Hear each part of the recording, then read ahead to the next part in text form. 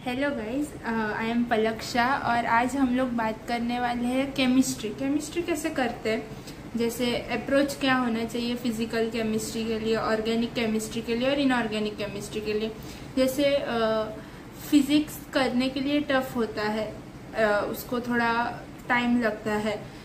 Bio थोड़ा जल्दी हो जाता है, इजीली हो जाता है, बट केमिस्ट्री इसके बारे में बहुत कम लोग बात करते हैं। केमिस्ट्री को भी क्या कौन से अप्रोच से कौन सा पार्ट करना चाहिए वो उस बारे में हम इस वीडियो में बात करने वाले हैं।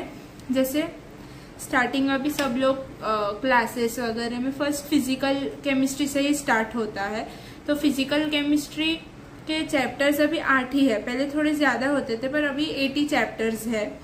सो फिजिकल केमिस्ट्री का अप्रोच बहुत क्लियर होना चाहिए, लाइक फिजिक्स ही उसका अप्रोच होना चाहिए। जैसे अंडरस्टैंड करो उसका बेसिक्स, शॉर्ट नोट्स बनाओ। सेकेंड थिंग, फिर उसमें इंपॉर्टेंट एनसीईआरटी लाइनर्स ऐड कर दो। जैसे अभी ऑलमोस्ट सब क्लासेस वगैरह एनसीईआरटी को साथ में लेके ही चलते।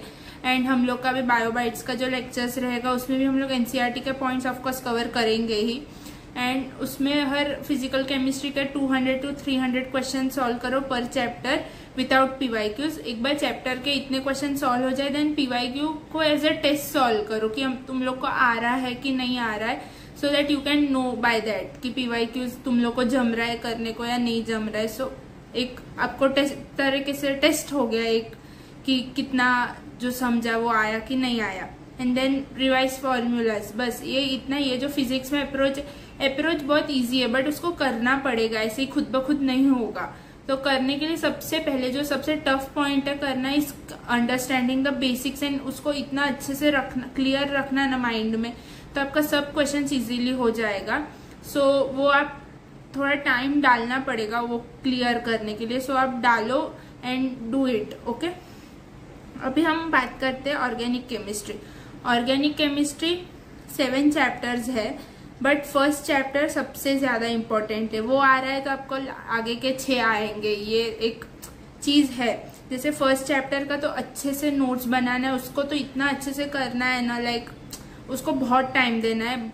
जब आप फर्स्ट चैप्टर को ज्यादा टाइम दोगे तो आपको आगे के 6 चैप्टर को बहुत कम टाइम देना पड़ेगा, क्योंकि first is the basics of organic और वो आपको क्लियर होना ही चाहिए। जैसे 10th तक पढ़ा है ना, वो ऑर्गेनिक बहुत थोड़ा था, पर अभी जो है वो थोड़ा वास्ट है, तो आपको वो एकदम डिटेल में जाके नहीं पढ़ना, पर जो है ना वो बहुत अच्छे से पढ़ना है ताकि आपको आगे के 6 चैप्टर्स बहुत इजीली कवर हो जाए। एंड मैं क्या करती थी पर्सनली, फर्स्ट ऑर्गेनिक का तो मैंने प्रॉपर एक नोट्स बनाया था, एंड आगे के 6 चैप्टर्स का मैंने एक नोट्स भी बनाया था प्रॉपर, जिसमें थोड़ा एक्स्ट्रा भी था, एनसीईआरटी से थोड़े क्वेश्चंस थे, सब था।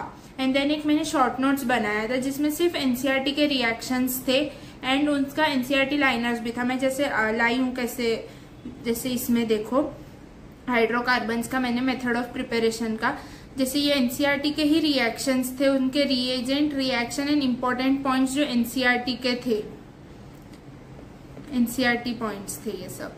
एक्स्ट्रा कुछ नहीं लिखा था इसमें, मैंने सिर्फ एनसीईआरटी में था उतना ही। ये जैसे अपने चैप्टर्स आगे बढ़ेंगे मैं शेयर करती जाऊंगी आपको सबके शॉर्ट नोट्स ऑर्गेनिक वगैरह के। एंड देन ऑर्गेनिक में तो मिनिमम 200-300 क्वेश्चन सॉल्व किया, बट कोशिश करना थोड़े पैकेजेस में ना बहुत एक्स्ट्रा मतलब लेवल का क्वेश्चंस देते। आप ट्राई करो कि आप नीट लेवल क्वेश्चंस ही करो, जो बुक आप फॉलो कर रहे हो नीट लेवल क्वेश्चंस के लिए ही फॉलो करो। एंड देन पीवाईक्यू सॉल्व करो, एक बार वो हो गया उसके बाद। एंड ऑर्गेनिक का एक चीज है, आप एक दिन पढ़ो और 2 दिन नहीं पढ़ोगे तो 3rd डे आप थोड़ा थोड़ा भूल जाओगे। सो माय सजेशन इज कि एवरी डे थोड़ा थोड़ा रिवाइज करो। जब ऑर्गेनिक एक बार स्टार्ट हो जाए, जैसे फिजिकल खत्म होगा उसके बाद ही ऑर्गेनिक स्टार्ट होगा, तो जब ऑर्गेनिक स्टार्ट हो जाए तभी आपको ये चीज करना है कि रोज थोड़ा थोड़ा रिवाइज करना ही है, वरना आपको एक साथ पढ़ने को जाओगे टेस्ट के एक दिन पहले तो कुछ नहीं याद रहने वाला है, कुछ नहीं आपको मेमोराइज होगा, भले आपने कितने ही अच्छे से पहले पढ़ के रखा होगा फिर भी। अभी हम बात करते हैं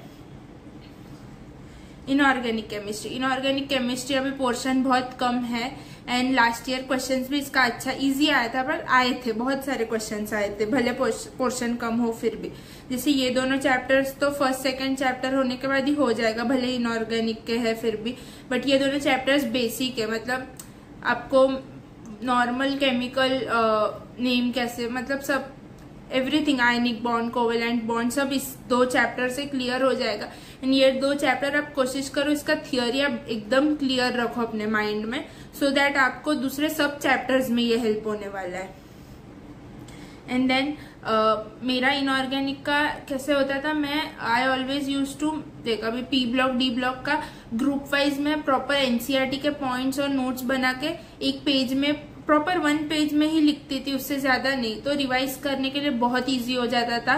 एंड रिएक्शंस तो जैसे इस साल कैंसिल कर दिया था, पर फिर भी मैंने किया था फॉर सेफ्टी साइड ऐसा, तो अभी तो वो भी मत करना, जरूरी नहीं है। सो एक पेज पे सब एक एक ग्रुप का लिख के 6-7 पेज में सब ग्रुप्स हो जाएगा। एंड देन वो सिर्फ रिवाइज करना है, दूसरा कुछ नहीं करना, बट उसमें सब ध्यान रखो कि एनसीईआरटी कवर हो रहा है कि नहीं।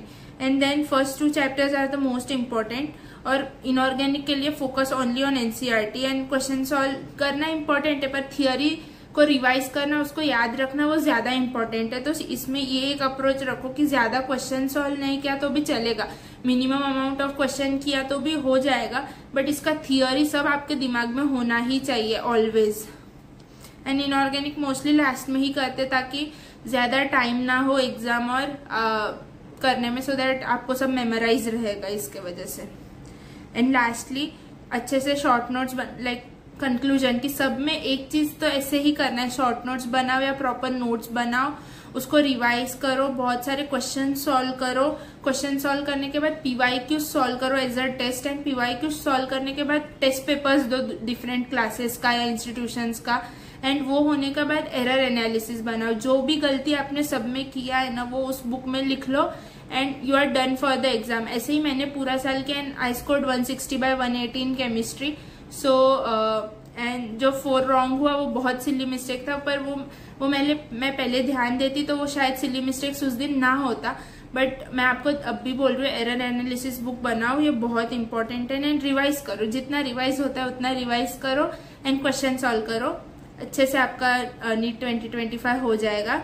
So thank you, keep working hard. हम लोग मिलते हैं आगे, कल बायोलॉजी का लेक्चर आएगा, सो स्टे ट्यून्ड, बाय।